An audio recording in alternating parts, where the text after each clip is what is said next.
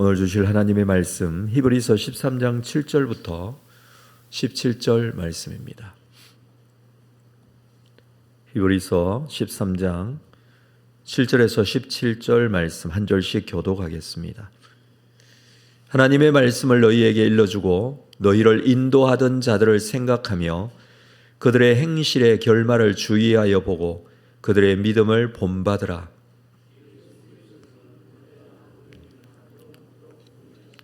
여러 가지 다른 교훈에 끌리지 말라. 마음은 은혜로서 굳게 함이 아름답고 음식으로서 할 것이 아니니 음식으로 말미암아 행한 자는 유익을 얻지 못하였느니라.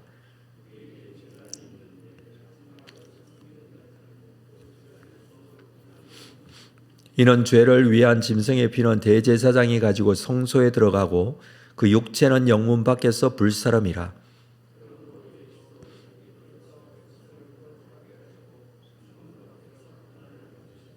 그런즉 우리도 그의 치욕을 짊어지고 영문 밖으로 그에게 나아가자.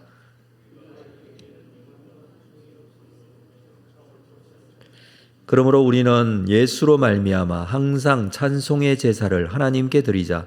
이는 그 이름을 증언하는 입술의 열매니라.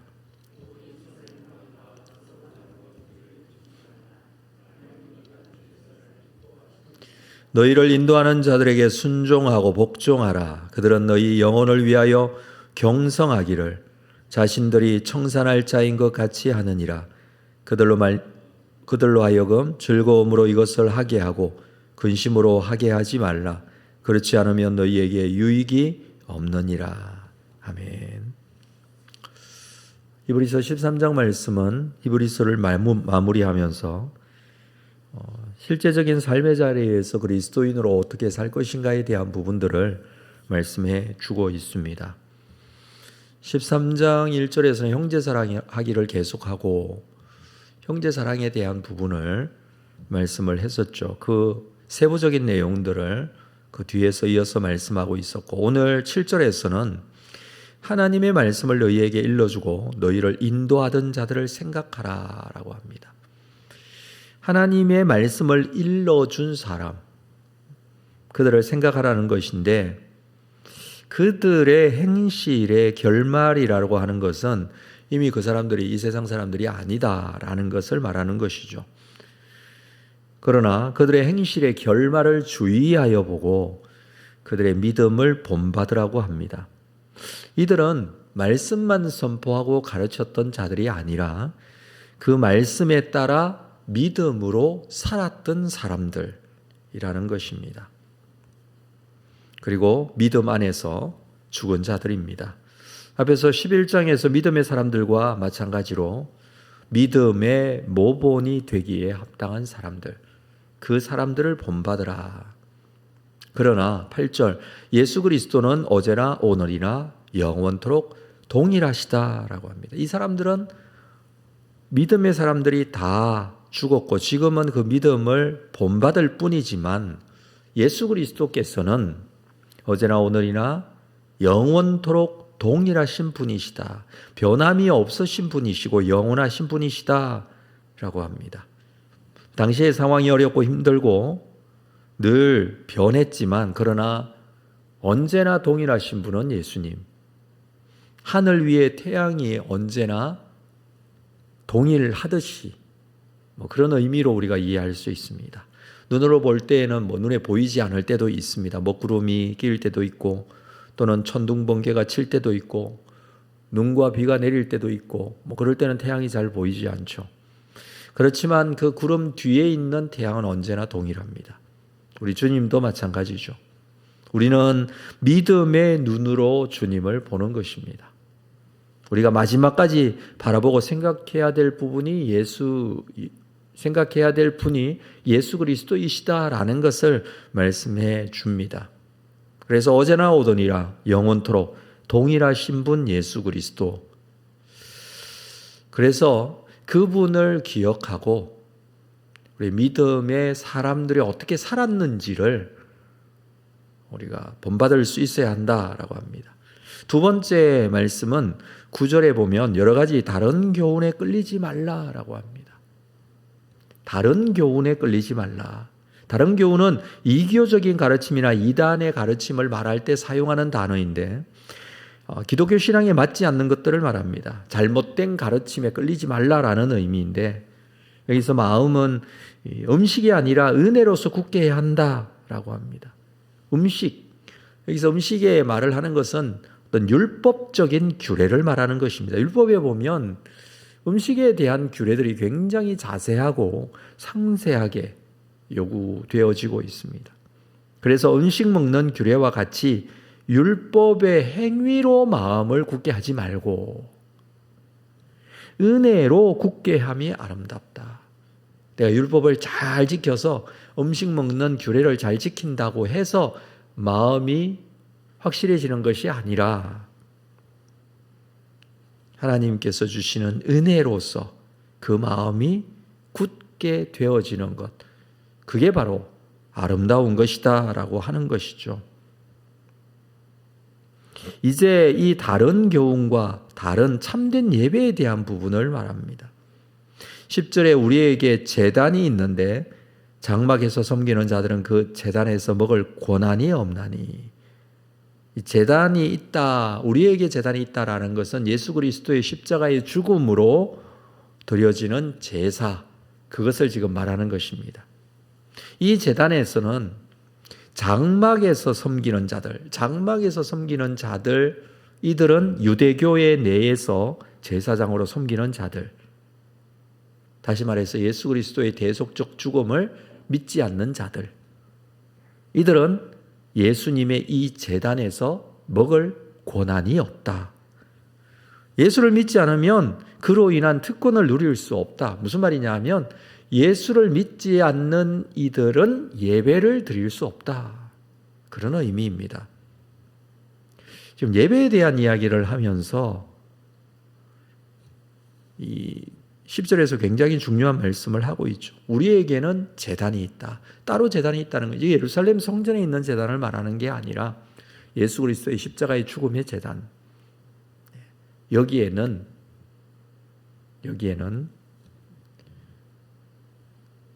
장막에서 섬기는 자들, 예루살렘 성전의 제사장들까지도 그런 의미예요.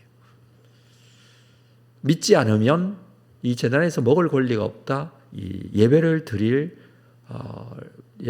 수가 없다라는 의미입니다. 자, 11절 이는 죄를 위한 짐승의 피는 대제사장이 가지고 성소에 들어가고 그 육체는 영문 밖에서 불사람이라. 속죄일이 되면 대제사장이 희생제물의 피를 가지고 성소에 들어가죠. 그리고 희생제물의 시체는 영문 밖에서 불살라 버렸습니다. 지금 그 이야기를 하는 것인데 12절에 그러므로 예수도 자기 피로서 백성을 거룩하게 하려고 성문 밖에서 고난을 받으셨느니라. 구약의 속죄제사와 그리고 예수님의 십자가의 죽음을 대조적으로 설명을 합니다. 속죄제사에서는 짐승의 피는 가지고 들어가되 시체는 영문 밖에서 불살랐습니다. 예수님도 예루살렘 밖 골고다에서 십자가의 죽으심을 당했다라는 것을 말하는 것이죠. 이것은 자기 피로서 백성을 거룩하게 하기 위하여 하신 것입니다. 그런즉 13절 우리도 그의 치욕을 짊어지고 영문 밖으로 그에게 나아가자. 영문 밖에서 죽음을 당하신 예수 그리스도께로 나아가자. 그분은 영문 밖으로 가셔서 십자가에 피 흘려 죽으심으로 우리 죄를 거룩하게 하신 분이다. 지금 속죄일에 드려지는 대속죄일에 드려지는 이 속죄 제사를 비유하면서 예수님의 십자가의 죽음을 설명을 하고 있는 것입니다. 전에는 거룩하던 영문 안이 이제는 오히려 부정하게 되었고, 전에는 부정하다고 생각했던 영문 밖이 오히려 거룩하여지게 되었습니다. 그것은 예수 그리스도께서 영문 밖에서 고난을 당하시고 십자가에 죽으시고 그리고 우리를 거룩하게 하셨기 때문입니다. 그러므로 우리도 영문 밖으로 그에게 나아가자. 예수 그리스도께로 나아가자. 이제 성 예루살렘 성전 안에 있는 것으로 만족하지 말고 영문 밖, 예수께서 십자가에 죽으신 그곳으로 가자라고 합니다. 그의 치욕을 짊어지고 라는 것은 그도 그렇게 고난을 당하시면서까지 십자가에 죽으셨는데 우리에게 주어지는 이 치욕, 때로는 고난, 어려움이 있을지라도 같이 나아가자라고 권면을 하는 것이죠. 그것은 곧 15절에 우리는 예수로 말미암아 항상 찬송의 제사를 하나님께 드리자라고 합니다. 세 번째로 권면하는 것은 온전한 예배를 드리자라는 것을 말합니다. 그것을 여기서는 찬송의 제사라고 합니다. 동물 제사가 아니라 희생 제사가 아니라 찬송의 제사를 드리자라고 합니다. 아직까지 구약에 있었던 이 제사 제도에 대한 유대교, 이 유대교로 돌아가려고 하는 이 성도들을 향하여서 찬송의 제사를 드리자라고 권면을 하는 것이죠. 동물의 희생 제사는 예수님의 십자가의 제사로 전부 다 종결되었습니다. 그래서 우리 성도들은 더 이상 이제 이 희생 제사를 드리지는 않습니다. 그 대신 우리는 예수 그리스도로 말미암아 찬송의 제사를 하나님께 드리는 것입니다. 그러나 그 찬송의 제사라는 것은 찬송하는 입술로 드려지는 찬송으로 끝나는 것이 아니라 16절 오직 선을 행함과 서로 나누어 주기를 잊지 말라. 이것은 하나님은 이 같은 제사를 기뻐하시느니라. 오직 선을 행함과 서로 나누어 주기를 잊지 말라. 하나님께서 기뻐하시는 제사. 우리의 진정한 예배가 어떤 모습이어야 하는지를 보여주는 부분입니다. 우리의 예배는 입술의 찬양으로 그쳐서는 안 된다는 것이죠. 이 자리에서 드려지는 예배 시간에만 드리는 예배로 끝나서는 안 된다는 것이죠. 예배는 삶의 자리에서 선을 행함과 나눔으로 이어지는 것이 예배다라고 합니다. 이것은 앞에서 말씀하고 있는 영문 밖으로 나아가자라는 것과 같은 의미입니다. 선을 행함과 나눔, 이건 교회 공동체 안에서 하나님의 백성에게 있어서 하나님께서 명령하는 꼭 필요한 형제 사랑이기도 합니다. 진정한 예배자의 모습입니다. 하나님께서 기뻐 받으시는 예배는 찬양의 제물과 더불어 형제에 대한 섬김의 제물이 함께 드려지는 예배. 시간을 내어서 하나님께 나와서 예배하고 찬송하고 말씀을 듣고 하나님의 뜻에 순종하고 나아가서 세상 속에서 섬김과 나눔을 통해서 하나님의 영광을 드러내는 것, 이게 예배다라고 가르쳐주고 있습니다.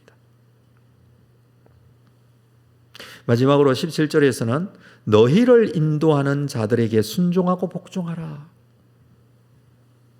너희를 인도하는 자들이라고 합니다. 여기 앞에서 살폈던 7절에서는 너희를 인도하던이라고 했는데 여기는 인도하는입니다. 차이가 뭐냐면 7절에서 인도하던이라는 것은 그들은 다 죽은 자들.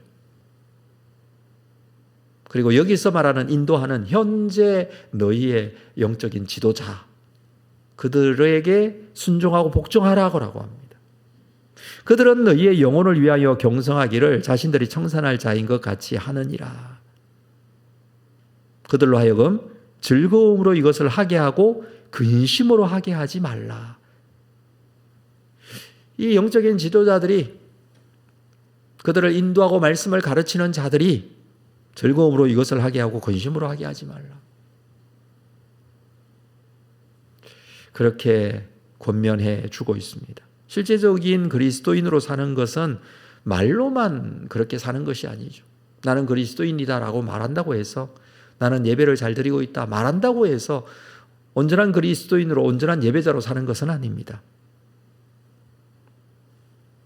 예배자는 영문 밖으로 나아갈 수 있어야 합니다. 예수께서도 영문 밖으로 나아가 십자가에 죽으셨습니다. 그것은 원래 제사드렸던 시체가 버려졌던 곳입니다. 사람들은 그것을 부정하다고 여겼던 곳입니다. 그러나 그곳으로 예수 그리스도를 따라 나아가 그 삶의 자리에서 현장에서 찬송의 제사를 드리고 선을 행함과 서로 나누어 주기를 기뻐하는 하나님께서 기뻐하시는 이러한 제사를 하나님께 드릴 수 있는 성도가 되어야 합니다. 이것이 참 진리의 복음 앞에 순종하고 복종하는 모습이기도 합니다. 우리는 어떤 모습으로 하나님 앞에 서 있는지를 오늘 말씀을 통해서 돌아볼 수 있어야 하죠. 진정한 예배자로 하나님께 영광을 돌리고 있는지, 이렇게 드려지는 시간을 내어 드리는 예배 현장에서의 예배뿐만 아니라 나의 삶의 자리에서 온전한 예배로 하나님께 나아가고 있는지, 그리스도인의 모습이 삶의 자리에서까지 온전한 모습이 되어야 함을 오늘 말씀을 통해서 우리가 깨닫게 됩니다. 우리의 삶을 통하여 영광 받으시고 예배 받으시기 원하시는 하나님께서 기뻐하시고 하나님께서 원하시는 온전한 예배자의 모습으로 나아가는 여러분들의 삶이 될 수 있기를 주님의 이름으로 축복합니다. 기도하겠습니다. 하나님 아버지, 오늘도 우리에게 주신 말씀을 붙들고 주님 앞에 엎드려 나아가고자 합니다. 우리의 삶의 모습이 어떠한지를 돌아보고 영과 진리로 예배하고 있는지, 찬송의 제사로 하나님께 나아가고 있는지, 또 뿐만 아니라 선을 행함과 서로 나누어 주기를 삶의 자리에서 행하고 있는지, 우리의 온전한 예배자의 모습이 주님 앞에 나아가기를 원합니다. 우리의 삶을 주님께서 받아주시고 예배 이후에 집으로 돌아가 삶의 자리로 돌아가 우리의 삶이 하나님께 영광이 되는 삶이 될 수 있도록 우리를 인도하여 주옵소서. 예수님의 이름으로 기도합니다.